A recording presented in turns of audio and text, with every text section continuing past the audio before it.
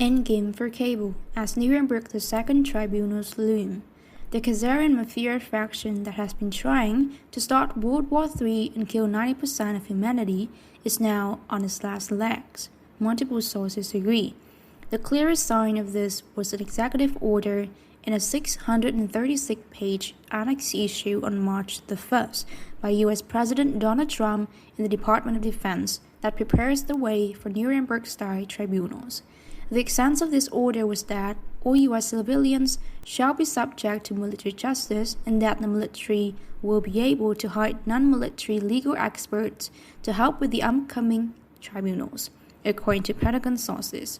The following clause on page 2 of Annex 2 is of particular interest, in that it describes one exercise of military jurisdictions as a government temporarily governing the civil population within its territory or a portion of its territory through its military forces and necessity may require it. Martial law. Pentagon sources explain that Trump signed the Executive Order 3.1 to amend the court-martial manual to get civilian legal help and prepare the public for Nuremberg II military tribunals of the CABAL before truth and reconciliation. It appears that at least some mass murderers are not going to get away with just saying sorry. The other big move by the Trump government last week was to fire the first salvos of the trade war. The first blast was an announcement that the U.S. would be putting tariffs of 25% and 10% respectively on steel and aluminum imports. This is strange to say the least because the move mostly targets U.S. allies. Canada, which had $7 billion trade deficit with the U.S. in 2017, accounts for 16% and 41% respectively of U.S. steel and aluminum imports. China, which had a $288 billion trade surplus with the U.S. in 2017, only accounts for 2% and less than 1% respectively of U.S. steel and aluminum imports. The other big victims of these planned tariffs are supposed allies like Japan, North Korea, and Brazil. It is also clear that this move is not connected to the U.S. military. U.S. Defense's Secretary James Mathis sent a letter to the Commerce Department knowing that U.S. military only use 3% of U.S. steel and aluminum manufacturing capability, and that he was concerned about the move's negative impact on our key allies. On the surface, it seems the cowboys in the Trump Commerce Department are more eager to bully weak countries than to actually deal with the U.S. $800 billion a year trade deficit. If a fight were really about trade, then the U.S. should have slapped tariffs on $262 billion worth of electronic equipment and machinery it imports from China every year. The commerce cowboys did not get China because they need to make sure China lends them more money to keep bankruptcy at bay. The real reason for Trump regime attack on Canada and other allies is that those countries want to see the bankrupt U.S. corrupt government replaced with an entirely different regime.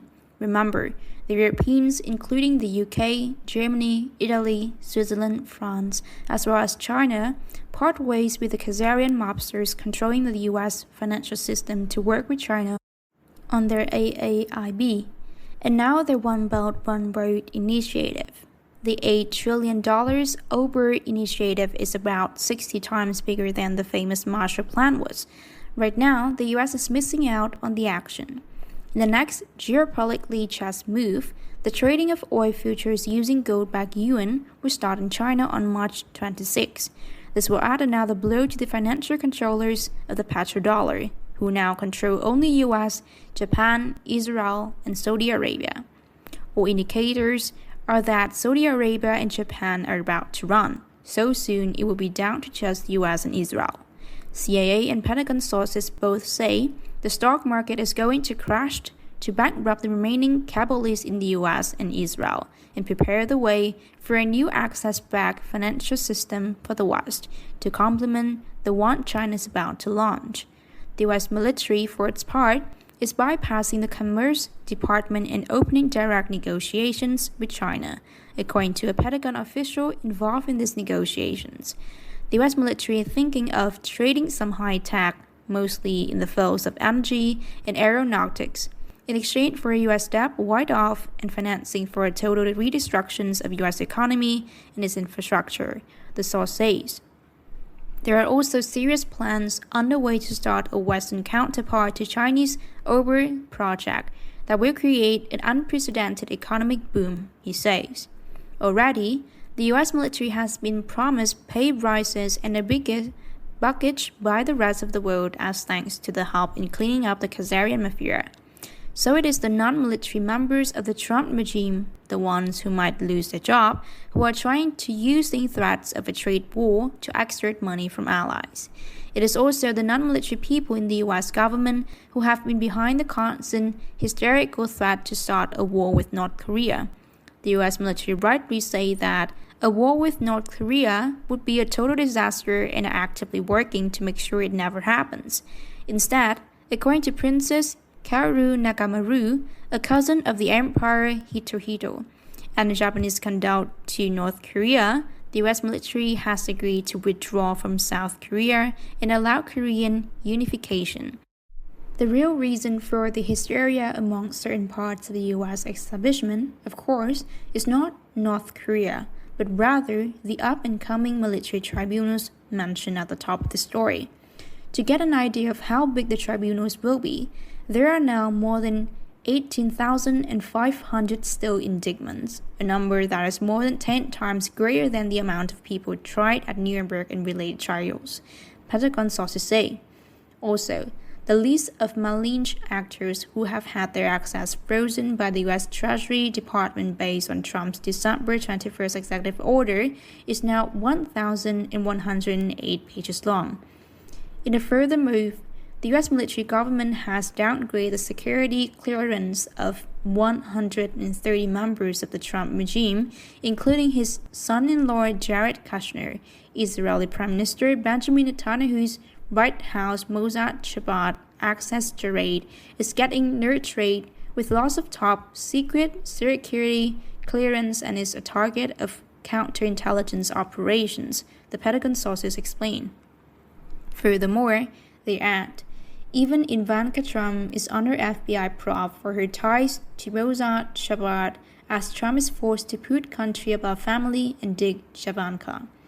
As long as he puts country first, Trump may be kept as a long-term front for a stable regime in the U.S., just like Vladimir Putin and Xi Jinping do for Russia and China, the sources say. Also, as the U.S. military prepares for meritocracy, it has downgraded the CIA into a department of the NSA, ensuring total military control of the intelligence apparatus, Pentagon sources say. While the idea of a military government is alarming to many, U.S. military sources emphasize that it will be just an interim measure until the gangsters are removed from power and a healthy civilian government can be put in place. Meanwhile, there is also a lot going on with Asian military orders and secret societies.